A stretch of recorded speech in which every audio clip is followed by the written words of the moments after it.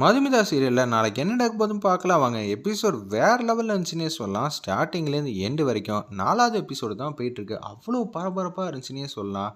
இது மிகப்பெரிய பிளாக் பஸ்டர் சீரியலாக அமைய போகுது. மிஸ் பண்ணாமல் ஃபுல் வீடியோயும் கேளுங்க. கௌதம் காரை வந்து இது மாதிரி பண்ணிவிட்டு அந்த இடத்துல வந்து நிற்கிறாங்க. இங்கே மதுமிதாவோட அம்மா அப்பன்னு பார்த்து மிஸ்டேக்லாம் யார்கிட்ட இருக்குன்னு பார்த்தீங்கன்னா கௌதமோட கார் டிரைவர்கிட்ட தான் இருக்குது. அவங்க வந்து ஃபஸ்ட்டு பேசி பார்க்குறாங்க. மதுமிதா அம்மா வந்து ரேகா கேட்கவே மாட்டேங்கிறாங்க. அந்த இடத்துல என்னடா நினச்சிட்டு இருக்க, நீ எல்லாம் பேசுகிறதுக்கெல்லாம் தகுதியே கிடையாது.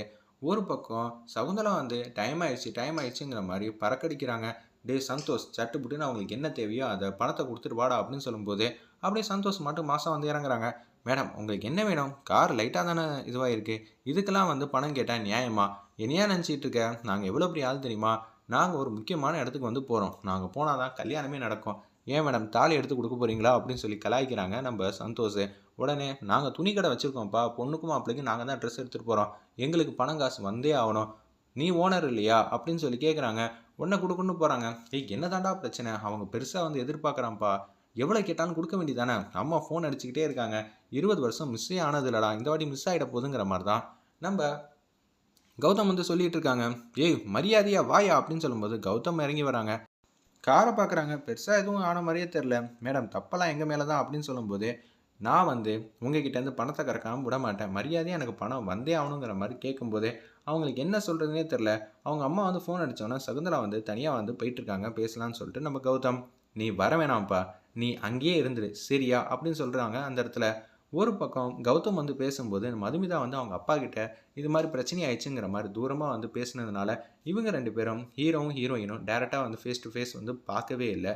இந்த சீனில் உடனே வந்து கௌதம் வந்து அவங்க அம்மா கிட்ட பேசும்போது நீ இனிமேட்டு வர வேணாம், இங்கே உன் தம்பி இருக்கான்ல அபிஷேக், அவனே எல்லாத்தையும் பார்த்துக்கிட்டோம், நல்ல நேரம் முடிய போகுது, இன்னும் 5 நிமிஷத்துக்குள்ளே நீ எல்லா பிரச்சனையும் தீர்த்து வச்சிடலாம், ஒன்னாலாம் சரி வராதுப்பா, நான் வந்து அவனே உட்கார வச்சிட்றேன் அப்படின்னு சொல்லிட்டு டேய் நீ தாண்டா உங்கள் அப்பாவுக்கு வந்து நல்லபடியாக வந்து இந்த ஃபங்க்ஷன் வந்து நடத்தி வைக்கணும், அண்ணன் தானே எப்போதும் பண்ணுவான், உங்கள் அண்ணன் தான் பண்ணுவான், ஆனால் அந்த இடத்தையும் நான் தட்டி கழிக்கணும்னு நினச்சிக்கிட்டு இருந்தேன் எத்தனையோ நாள், ஆனால் இதுக்கு தான் சரியான சந்தர்ப்பம் கிடச்சிருக்கு, நீயே ஃபங்க்ஷனில் வந்து உட்காந்து பண்ணணுன்னே அவங்க வேஷ்டி மேலே துண்டை போட்டுட்டு அப்படியே வந்து உட்காடுறாங்க.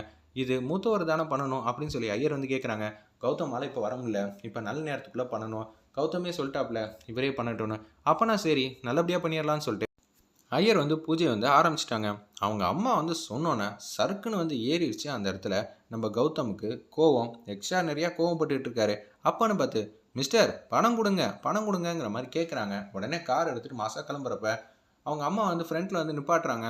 உடனே வந்து ஜன்னலை வந்து தட்டுறாங்க. அந்த இடத்துல பணம் கொடுக்காம எஸ்கேப் ஆகுறீங்களா, 2 லட்சம் நான் கேட்டேனே அப்படின்னு சொல்லும்போது 2 லட்சமா, என்னால் எவ்வளோ பெரிய நஷ்டம் வந்தாலும் சமாளிச்சிருப்பேன், 2 லட்சம் என்ன 10 லட்சம் கூட கொடுத்துருப்பேன், ஆனால் இங்கே அதெல்லாம் முக்கியம் இல்லை, உங்களால் 20 வருஷம் நான் செஞ்சுக்கிட்டு இருந்த ப்ராசஸ் இப்போ தடைப்பட்டு போயிடுச்சு, அதனால் உங்களை நிம்மதியாக நான் வாழ விட மாட்டேன், இனிமேட்டு தான் நான் யாருன்னு உங்களுக்கு காட்டுவேன்னு சொல்லி அந்த இடத்துல வந்து மதுமிதாவோட கார் நம்பரை நோட் பண்ணிடுறாங்க போல இருக்குது நம்ம கௌதம். அப்படியே வந்து கார் எடுத்துகிட்டு மாதம் அந்த இடத்துக்கு போகிறாங்க. அவங்க தம்பி என்னென்ன செய்யணுமோ அதையெல்லாம் செஞ்சுட்டு அந்த ரைஸ் பால் எடுத்து அப்படியே வந்து தண்ணியில் வந்து கரைக்கிற மாதிரி காட்டுறாங்க. அந்த இடத்துல இதை வந்து பார்க்குறாங்க நம்ம கௌதம். அப்பா 20 வருஷம் செஞ்சிட்டு இருந்த உங்களை ஃபங்க்ஷனை வந்து இன்றைக்கி செய்ய முடியாமல் போயிடுச்சுப்பா, என்னை மன்னிச்சிருப்பாங்கிற மாதிரி அந்த இடத்துல ஃபீல் பண்ணி அழுகுறாங்க. சந்தோஷம் வந்து ஆறுதல் படுத்துகிறாங்க. நீயா எதுவும் நடந்துக்கலடா, தற்சயமாக நடந்திருக்கு, நான் சும்மா விடமாட்டேன்டா அப்படின்னு சொல்லி உச்சக்கட்ட கோவத்தில் வந்து இருக்காங்க. அந்த ஃபங்க்ஷனில் வந்து என்னென்ன துணியெல்லாம் கொடுக்கணுமோ அதெல்லாம் கொடுத்துட்றாங்க போல இருக்குது. வீட்டில் வந்து மதுமிதா அவங்க தம்பி வரப்போகிறாங்க போல இருக்குது ஃபாரின்லேருந்து, அதனால பூரி இது மாதிரி என்னென்ன டிஷ்லாம் வந்து ஆயிலில் பஜ்ஜி இதெல்லாம் பிடிக்குமோ அது எல்லாத்தையும் செஞ்சு வச்சுட்டு இருக்காங்க. ஒரு பக்கம் அவங்க அம்மா வந்து வராங்க. அவங்க பேர் ரேணுகா போல இருக்குது. அவங்க வந்து கேட்குறாங்க, ஏய் யாருக்கு இதெல்லாம் செய்ய, நானும் உன் தங்கச்சியும் இதெல்லாம் சாப்பிட மாட்டோம்னு தெரியும்ல, ஆல்ரெடி இப்போ தாம்மா நீ பார்க்குறதுக்கு அழகாக இருக்க, இதை சாப்பிட்டேன்னு வச்சுக்க சரி இருக்காதுமா பார்த்துக்கம்மா அப்படின்னு சொல்லி அட்வைஸ் பண்ணுறப்ப ஊர்லேருந்து தம்பி வரான், அதுக்காக தான் செய்கிறேங்கிற மாதிரி சொன்னோன்னே சந்தோஷப்படுறாங்க.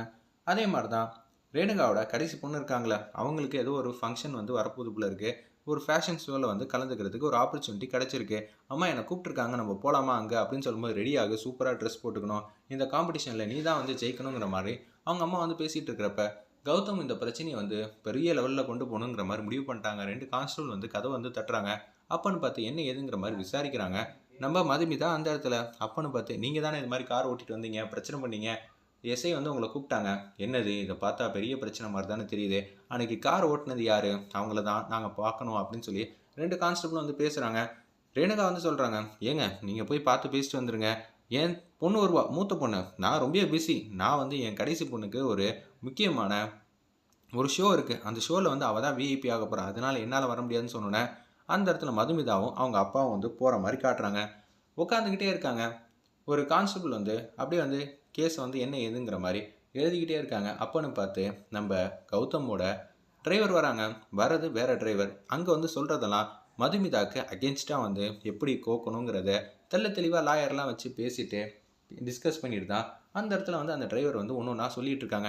"என்ன நெனச்சுக்கிட்டு இருக்கீங்க? இது மாரிலாம் ஒரு விஷயம் நடக்கவே இல்ல. உங்க மேல தான் தப்பு இருக்கு. ஏம்மா இப்படி கத்திக்கிட்டு இருக்க? நீ கத்துறதுக்கெல்லாம் இது உங்க வீடு கிடையாது. சரியா? இது ஸ்டேஷன். இங்க அமைதியா தான் இருக்கணும். சார் சொல்றாருல்ல, எழுதிக்கிட்டு இருக்கோம்ல. நீங்க உட்காருங்க சார். கௌதம் வீட்டு டிரைவர் நீங்க. டீ வாங்கிக்கங்க" அப்படின்னு சொல்லி தடபுடலா வந்து அவங்கள வந்து வெல்கம் பண்ணிக்கிட்டு இருக்காங்க. இத பார்த்தோன்னே, "தப்பெல்லாம் வேற எங்கேயோ போயிட்டு இருக்குப்பா" அப்படின்னு சொல்லும்போது, "எனக்கு தண்ணி தாகமா இருக்கு. நான் போய் குடிச்சிட்டு வந்துரட்டான்னு" சொல்லி அந்த இடத்துல வெளில பாக்குறாங்க. "என்ன 2 பேரும் எஸ்கேப் ஆக பாக்குறீங்க" அப்படின்னு சொன்னோனே கடுப்பாயிட்டாங்க நம்ம மதுமிதா. "என்ன சார் நாங்க தப்பு பண்ணிட்டு வந்தோமா? தண்ணி குடிக்க 2 நிமிஷம் ஆகுமா? வெளியில போய் தண்ணி குடிச்சிட்டு வரப்போறோம்.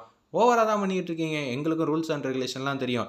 நான் அடுத்தடுத்தது என்னோட பாயிண்ட்ட சொல்லட்டான்னு" சொல்லி அந்த இடத்துல மாஸ் பண்றாங்க. நம்ப மதுமிதா வேற லெவல்ல இருந்துச்சுன்னே சொல்லலாம். அப்பன்னு பார்த்து எஸ்ஐ வராங்க. "என்னமோ ரூல்ஸ் அண்ட் ரெகுலேஷன் பேசுற நீ என் முன்னாடி பேசி காட்டு பார்ப்போம்" அப்படின்னு சொல்லும்போது, "காரோட டாக்குமெண்ட்லாம் எடுத்துட்டு வந்தியா?" அப்படின்னு சொல்லி கேட்குறாங்க அந்த இடத்துல. இத கேட்டோனே வந்து, "எடுத்துட்டு வரல.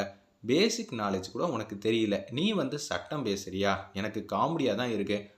தப்பு மட்டும் உங்க மேலன்னு நிரூபிக்கட்டும். அதுக்கப்புறம் வெளியில வரவே முடியாது. பார்த்துக்க நான் என்ன செய்யணுமோ சிறப்பா வந்து செஞ்சுருவேன்னு" சொன்னோனே, ஓகே இந்த வீட்ல வந்து ஏதோ ஒரு விஷயம் வந்து நடக்கப் போது. கௌதம் வந்து போம்போது சொல்லிட்டு போனாரே, உங்கள நிம்மதியா வந்து விடமாட்டேன்னு.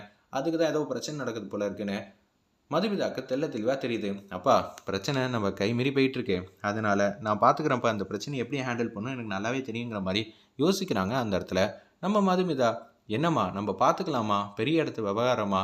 நம்ப பேசி முடிவு பண்ணிக்கலாம்." "ஆமாம்ப்பா அதுக்கு தான் போறேன். நீங்க பத்திரமா வீட்டுக்கு போங்க. தண்ணி குடிச்சிட்டு போங்க" அப்படின்னு சொல்லும்போது, அந்த டிரைவர் வந்து லக்ஸூரியான ஒரு கார்ல வந்து வந்திருக்காரு போல இருக்கு. அந்த கார வந்து ஃபாலோ பண்றதுக்கு ஒரு ஆட்டோவ ரெடியா வந்து வச்சுட்டு இருக்காங்க. அந்த கார வந்து தீவிரமா ஃபாலோ பண்ணிட்டு போயிட்டே இருக்காங்க. அந்த இடத்துல கௌதம் வீட்டுக்குள்ள தான் அந்த கார் வந்து போப்போது. முதல்ல வந்து கௌதம் வந்து நேர்ல வந்து சந்திக்க போறாங்க. அந்த இடத்துல வேற லெவல்ல இருந்துச்சுன்னே சொல்லலாம். வீட்ல வந்து ரொம்பவே சோகமா வந்து உட்கார்ந்துட்டு இருக்காங்க. நம்ப கௌதம், எங்க அப்பா குடுக்க வேண்டிய ஃபங்ஷன என்னால பண்ண முடியாம போயிடுச்சேன்னு சொல்லி, அன்னைக்கு அடுத்த நாள் வந்து வேலைக்கே போகாம அப்படியே சோகமா வந்து உட்காந்துக்கிட்டே இருக்காங்க. அதையே நினைச்சுக்கிட்டே இருக்காங்க. டிரைவர் வந்து என்ன சொல்லப் போறான்? அவன் சொல்றதுல தான் எனக்கு சந்தோஷமே இருக்குங்கிற மாரி கௌதம் வந்து யோசிக்கிற மாரி காட்டுறாங்க. ஒரு பக்கம் கார் வந்து அவங்க காம்பவுண்டுக்குள்ள போயிடுச்சு.